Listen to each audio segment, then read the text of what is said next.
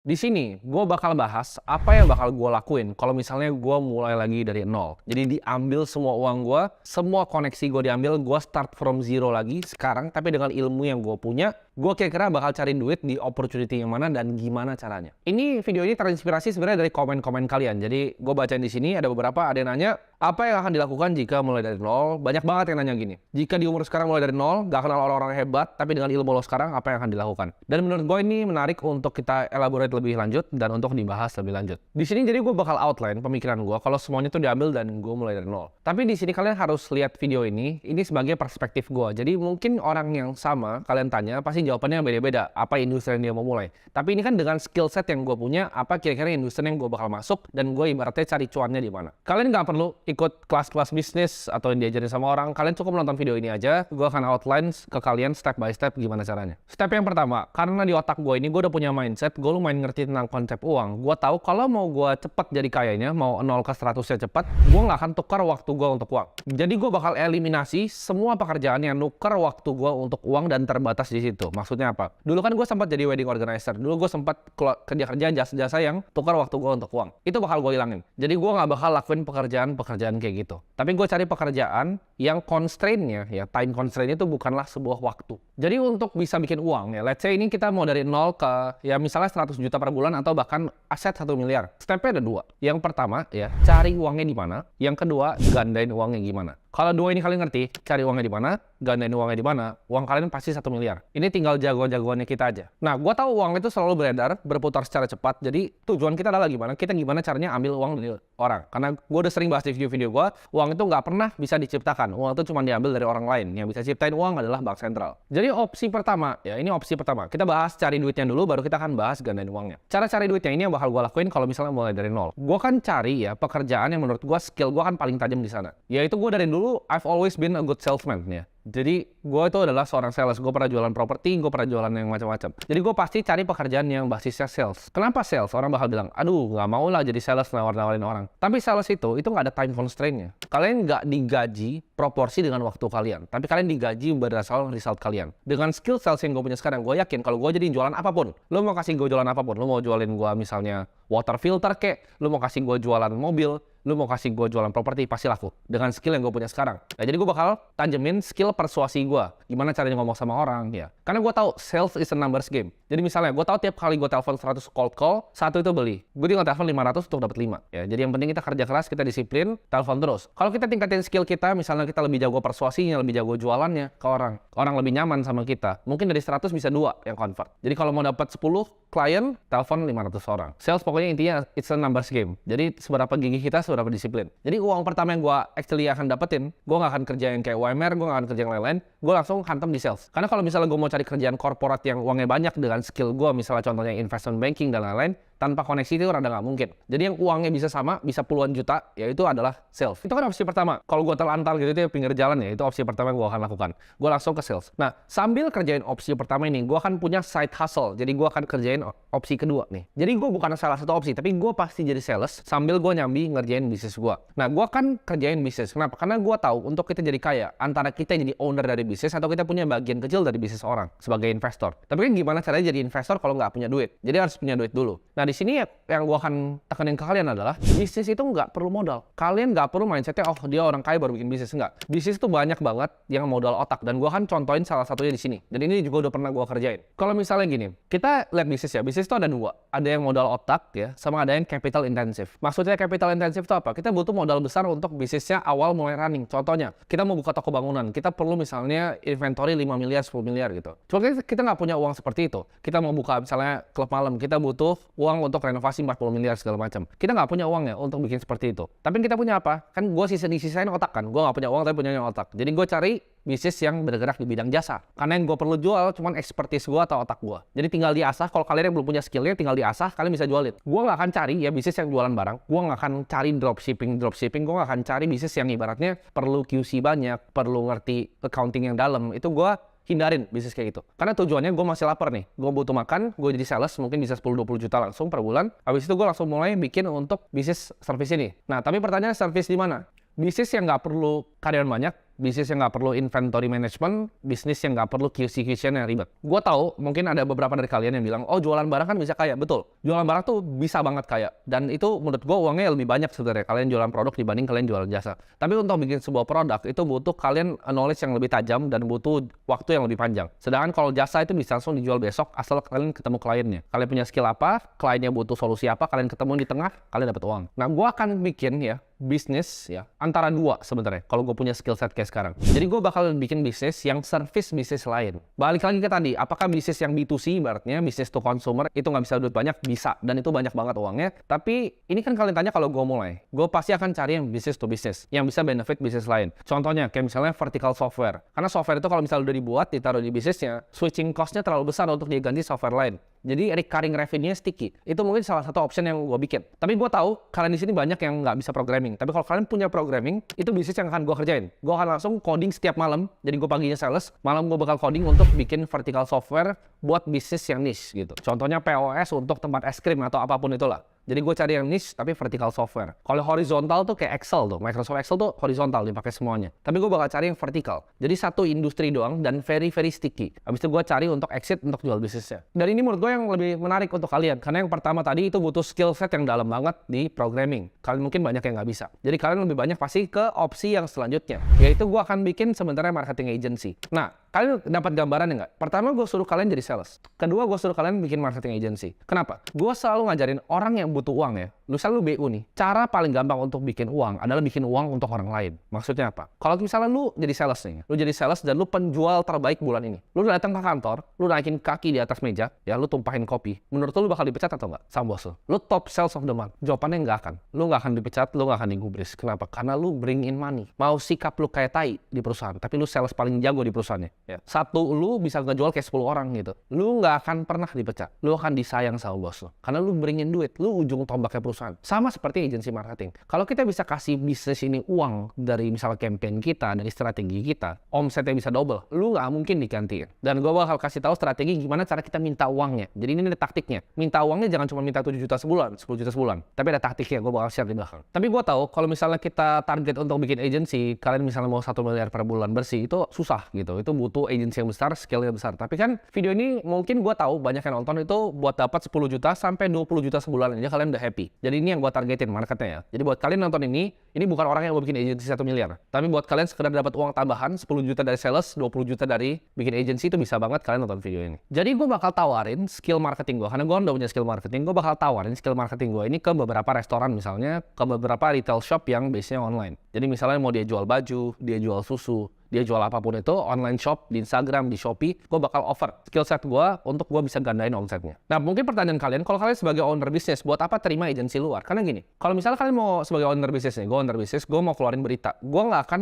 hire PR in-house. Kenapa? Karena gue butuh bayar BPJS dia, gue perlu bayar pesangon kalau pecat dia segala macam, gue perlu ada tempat buat dia kerja. Sedangkan, kalau gue sebagai owner bisnis, gue mau keluarin berita, gampang, gue hire dia PR agency. Ya, gue bayar berapa puluh juta, selesai, beres. Jadi caranya gitu. Business owner tuh banyak kerjaannya dan sibuk. Kalau kalian bisa bantu selesaiin solusi mereka, yang mereka nggak perlu hire in-house, mereka kan pakai kalian. Jadi simpelnya, agency itu adalah kita offer service ke bisnis yang butuh. Nah, di sini stage ini kalian nggak perlu pusing untuk mikirin PT-nya gimana, CV-nya gimana, nanti dulu. Yang penting uang tuh masuk dulu ya. Uang masuk dulu, urus itu gampang, bisa belakangan. Nah, sekarang pertanyaannya, oke, agency marketing. Kan kita tahu, kita kira-kira tawarin misalnya ke retail shop. Ini yang gue pikir ya, kan kalian tanyanya apa yang akan gue lakukan. Yang gue pikir adalah gue akan cari misalnya yang online shop, karena itu menurut gue lebih gampang gue scalingnya, dengan advertising gampang gue scale. Pertanyaannya sekarang bikin agency apa? Agency kan ada banyak. Marketing agency itu udah luas banget ya. Mungkin dari teman-teman ada yang nawarin misalnya, oh bikin agency untuk jasa desain feed Instagram dan lain-lain. Ada banyak, misalnya agency bikin video lah, agency apa lah. Itu menurut gue semuanya nggak penting. Kenapa? Karena anak SD lu kasih Canva itu pasti bisa bikin feed Instagram.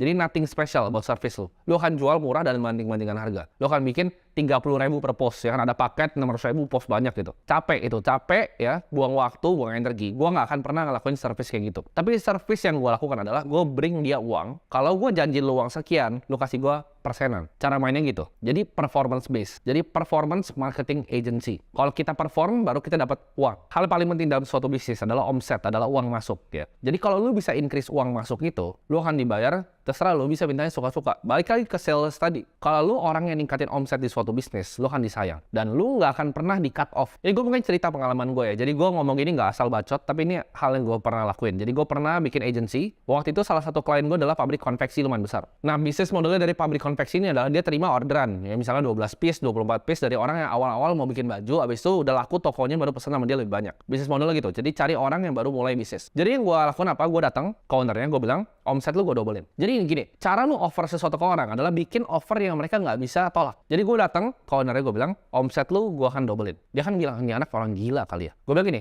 lu nggak perlu bayar gue. Lu nggak perlu bayar gue. Gue datang, gue bilang, gue dobelin omset lu. Nggak perlu gue dibayar, tapi kalau omset lu double, gue minta 10%. Menurut lu dia bakal bilang apa? Ya iyalah, ini mungkin anak orang gila, mungkin nggak akan kejadian juga, cuman gue nggak keluar duit juga. Jadi waktu itu dari gue kerja yang lain, advertising pertama itu gue yang tombokin. Jadi gue pakai video sendiri, gue rekam set gitu kan, gue bikin b-roll gitu ala-ala tentang pabriknya. Habis itu gue tulis tuh pakai copywriting. Ya jadi itu skill lagi tuh, skill yang gue punya copywriting. Gue tulis buat kalian yang punya online shop baju bisa bikin di pabrik ini. Sesimpel itu. Terus ada WhatsApp gitu. Jadi dari situ gue tembak iklannya, gue pakai targetingnya yang jelas. Apa yang terjadi? Dia dari 2 yang ngechat sehari, 40 yang ngechat sehari. Omsetnya 3 kali. Dan gue minta 10% dari omsetnya yang naik itu. Ya. Gede nggak? Gede, puluhan juta. Jadi cara kerjanya gitu. Dibanding gue minta 5 juta di awal, gue kerjain service-nya. Itu kemungkinan tolaknya gede. Ibaratnya lu belum deliver apa-apa, ya kan? Lu belum buktiin value lu ke owner-nya, lu udah minta duit. Lu minta retainer kayak gitu, pasti ditolak. Jadi mintanya performance based. Jadi dari omset dia, lu minta berapa persen, tapi kalau lu berhasil dobelin atau 3 kaliin. Dan menurut gue kayak gitu gampang. Kalau kalian ngerti skill-nya. Tapi kan ini balik lagi, ini skill yang gue udah punya gitu. Jadi gue kalau kayak gitu, udah pasti cepat banget. Orang gue udah biasa dulu di perusahaan lama gue, bakar ads tuh 500 juta, 1 miliar sebulan tuh udah biasa. Jadi gue udah tahu targetingnya yang rapi kayak gimana. Itu gue tinggal masuk, gue funneling semua di Excel, rapin, tembak semua. Jadi gue bakal kerjain 7-8 klien, itu udah pasti 100 juta sebulan minimal. 100-300 juta sebulan, itu udah di kantong. Nah buat kalian, mungkin kalian nggak langsung sebesar itu. Coba kecil-kecil dulu aja. Tapi gue yakin dengan ini yang gue ajarin ke kalian, kalau kalian bener-bener pikir gitu tentang bisnis modelnya, 10-20 juta pasti kalian dapat per bulan. Bersih, itu pasti dapat. Pertanyaannya, gimana cara kalian yang pintar? Pikir pakai otak. Jadi di TikTok, kalian search tentang bisnis. Di Instagram, search hashtag bisnis-bisnis yang kalian mau target. Misalnya jualan makanan anjing, ini gue nggak salah ya. Jualan makanan anjing, lu cari di Instagram. Jualan makanan anjing, cari di TikTok. Mau ngomong sama ownernya, lu bilang, gue bisa adsense ini buat omset lu double. Jadi jangan cari bisnis fisik. Kalau kayak restoran gitu lebih susah. Carinya bisnis yang online, karena itu lebih scalable. Mereka udah punya delivery systemnya, udah ada supply chain-nya udah lengkap, lu tinggal jualan gitu. Lu jualan, mereka yang delivery semua. Makanan anjing lah, atau apa, mau tisu anjingnya juga bisa. Misalnya popok buat anjing itu juga boleh. Macam-macam. Dan cari biasanya kliennya yang menurut kalian marketnya gede, tapi belum ketap. Dia belum ngiklan, dia masih cuma konten marketing. Itu kalian hajar di sana. Bisa cari dari mana lagi? Bisa cari dari Google bahkan. Kalian lihat offline store nih. Misalnya kita mau bahas anjing aja deh. Ya. Kalian misalnya ketemu ruko nih. Ruko dia jualan misalnya makanan anjing. Lu datang ke situ. Lu pakai Google Map. Lu bisa cari. Jadi gue dulu pakai cari klien itu pakai Google Map. Sakti banget. Lu bisa lihat di mana tempat-tempatnya di mana. Lu datangin ke situ dan lu ngomong ke ownernya. Ini gimana nih kalau misalnya gue bisa dobelin omset lu. Lu nggak usah bayar. Gue yang keluar duit buat iklannya. Itu offer yang mereka nggak bisa tolak. Gue yakin lu tawarin 10, at least 5 mau. Karena kalau lu gagal pun mereka nggak rugi. Lu bilang lu yang iklanin, lu yang videoin, lu yang buatin semuanya. Jadi simpel caranya. Kalau udah tinggal tanda tangan MOU ya, lu minta 10% dari kenaikan yang lu kasih gitu. Karena buat dia cengli, dia dapat 90%, lu dapat 10%. Dan buat lu juga happy. Karena lu cuma modalnya kecil banget sebetulnya untuk running Facebook kan. Jadi pertama, bikinin kreatifnya ya, bikinin kreatifnya antara bisa lebih bagus video. Jadi lu bikin kreatifnya dalam bentuk video, lu misalnya sewa teman lu kayak 500.000 lu kasih uang suruh video-videoin. Lu bikin copywritingnya rapi, tembak di Facebook aja rapi. Atau misalnya lu mau main SEM di Google juga boleh. Itu omsetnya gue yakin pasti naik. Nah itu gue udah kasih ya outline-nya. Buat kalian minta detail dong. Gue nggak ngajarin untuk bikin kayak gituan gitu. Tapi gue udah kasih nih. Ibarat lu tuh udah gue suapin nih bisnisnya. Kalau lu kelar video ini masih kayak, oh gue mulai dari mana? Itu udah lu orang malas aja lah. Lu orang paling malas di dunia. Ini cuma satu bisnis model. Mungkin kalau kalian minta request yang lain, gue bisa sharing bisnis-bisnis yang gue pernah kerjain. Tapi itu yang bakal gue lakuin. Cari duitnya udah kan? Jadi sales, bikin agency ya, atau bikin vertical software kalau lu punya otak untuk jadi programmer. Nextnya apa yang gue bakal lakuin? Itu kan gue udah dapat kira-kira 100-200 juta sebulan. Yang gue bakal lakuin adalah gue ganain uangnya di mana. Kita lihat kan based on tahun ini. Kalian lihat saya tahun ini ngomongnya. Ini bukan 10 tahun lalu, bukan historical. Gue nggak boleh pakai data historical, gue harus pakai data yang ke depan. Gue gandain uangnya di mana pertanyaannya? Gue udah punya cash flow segitu, tumpukin cash flow di mana? Jadi cara jadi kaya simple ya. Pendapatan berapa, pengeluarannya berapa, sisanya itu savingnya itu kalian hajar terus di investasi. Nah, gue bakal investasi di kripto. Kenapa? Karena gue lihat kripto ini bakal cuma turun di misalnya dalam beberapa bulan ke depan. Kripto itu bakal turun. Kenapa? Karena Federal Reserve itu pasti akan naikin interest rate-nya. Kalau kita lihat ya, kalau The Fed ini masih belum mau pivot dari hawkish ke dovish, belum ada tanda-tandanya, ini kita masih bisa hajar-hajar di aset kelas yang risky yang diskon gitu. Kita bisa beli juga mungkin kalau di saat-saat kayak ini gue beli saham-saham bank kali ya. Karena bank-bank di Indonesia net interest margin-nya kayak Bank BRI itu tinggi banget, hampir 6-8%. Sedangkan Bank of America itu cuma 2,%. Jadi gue bakal cari mungkin saham bank ya, karena emang marginnya tinggi banget. Dan gue mungkin sikat di kripto seperti Bitcoin dan Ethereum. Karena Bitcoin nanti 2025 dia bakal halving, dia mungkin masih naik 2,5-3 kali lagi. Jadi uang gue tuh ratusan juta gue tumpukin semua ke mungkin 3 itu. Jadi gue beli saham bank ya, gue beli Bitcoin, gue beli Ethereum. Jadi 3 itu gue tumpukin terus uangnya. Itu menurut gue dalam 3 tahun, 4 tahun itu uangnya bakal double ya. Minimal banget double. Jadi misalnya 100 juta sebulan, setahun gue bisa dapat 1,2 M, minimal duit gue by the end of 2025 tuh bisa lumayan gede gitu, bisa 3-4 miliar. Jadi itu strateginya kalau misalnya gue mulai dari nol, apa yang gue bakal lakuin ya. Jadi simpel banget, jadi sales ya, jualan apapun itu bisa 5-10 juta. Uang itu gue pakai untuk modalin nawarin tadi advertising awalnya. Jadi gue bakal dapat sekitar mungkin ya 50-100 juta dari sini. Uangnya gue tumpukin di saham perbankan, di kripto seperti Bitcoin dan Ethereum. Tapi kalau kalian mau lebih gandain lebih cepat lagi ya, kita cari yang lebih small cap. Mungkin saham-sahamnya kalian cari yang lebih cyclical, atau di kripto kalian cari yang lebih small cap. Tapi gue harus cari yang paling agresif, karena gue nggak bakal tabung di deposito. Karena ini uang gue masih kecil, masih cuma 100 juta. Hilang semua juga tinggal bikin lagi bulan depan. Ya. Jadi di saat uang kecil, kita justru harus sangat-sangat konsentrasi dan agresif. Ya. Jadi jangan disebar, jangan di deposito, jangan di obligasi. Ambil langsung yang risk curve-nya paling tinggi. Saham, kripto, alternatif aset, private equity, venture capital. Hajaran di yang paling high risk. Kenapa? Karena itu namanya Kelly Criterion Betting System. Jadi ini gue belajar dari sistem judi sebenarnya. Dimana kalau kita punya suatu bet dengan probability yang lumayan tinggi, kita betnya lumayan besar dari bankroll kita, bisa sampai 50%. Jadi yang kita lakukan adalah kita bet di aset yang kita yakin dan dikonsentrasiin. Jadi single concentrated asset position, antara misalnya kripto semua atau misalnya saham small cap semua. Jadi yang benar-benar agresif yang bisa misalnya double atau 3 kali. Jangan cari 7-8% per tahun, itu nggak bakal bisa jadi kaya. Tapi cari yang lebih tinggi. Tapi balik lagi, ini kalau apa yang gue bakal lakuin belum tentu cocok sama kalian. Karena profil resiko gue tinggi. Tapi dengan ilmu yang gue tahu, gue akan hajar terus sampai mungkin 15-20 miliar baru mulai diversifikasi. Tapi kalau uang gue masih 1M, 2M itu gue bakal hajarin terus. Beli 1, beli 2. Kenapa? Karena kalau lu beli 10 ya, 1 naik misalnya 5% itu cuma kecil dapatnya. Sama di kripto, lu beli 10 kripto, naik kecil-kecil gitu, itu nggak kerasa. Tapi kalau hajarnya 1, yakin naik double, porto kalian langsung double gitu. Dan jangan hilang duit. Gue invest di high risk, tapi bukan yang kemungkinan hilang duit. Jadi gue bakal lakuin due diligence yang dalam. Tiap malam gue bakal liatin tuh, price-nya seperti apa, annual report-nya gimana. Gue bakal fokus untuk bisa gandain uang gue. Karena gue nggak mau uangnya hilang. Kita harus investasi di apa yang kita tahu. Kalau gue nggak ngerti tentang kripto, kalian nonton ini, kripto nggak ngerti, nggak usah. Cari apa yang kalian ngerti, tapi cari yang paling agresifnya. Misal lu ngerti di saham, cari yang paling agresifnya di saham. Saham cyclical lagi koreksi, hajar yang bisa dalam. Jadi itu step by step yang gue akan lakuin. Cari income-nya dan gandain uangnya. Gue yakin kok, kalau misal diambil semua koneksi gue, diambil semua uang gue bisa balikin semuanya dalam setahun. Karena itu ilmu, ya.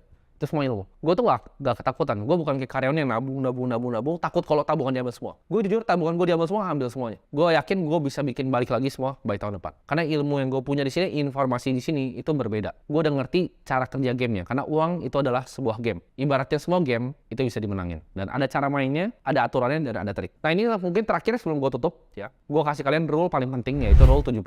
Kalau misalnya 72 dibagi persentase asetnya, return asetnya, itu berapa tahun uang lu bakal double. Jadi the golden number is 24%. Target portofolio gue tuh 24% per tahun. Karena tiap 3 tahun uang gue double. Jadi gue nggak ngincar 50, gue nggak ngincar 100. Gue ngincarnya spesifik di 24%. Susah nggak? Sangat amat susah. Karena Warren Buffett dia 20. Tapi gue udah tracking historical 89 tahun. Gue di pasar modal dan capital market, gue berhasil 30% lebih ya. Tapi nggak tahu ke depannya. Bisa aja turun, bisa 10, bisa 15. Tapi target gue semoga itu bisa di 24. Jadi tiap 3 tahun uangnya double. Tumbuk dari cash flow, uangnya double 3 tahun. Tumbuk double. Karena money is a double game. Uang itu adalah game, seberapa cepat lu bisa double uang lu. Semoga bermanfaat untuk kalian yang baru mulai usaha atau baru mulai investasi.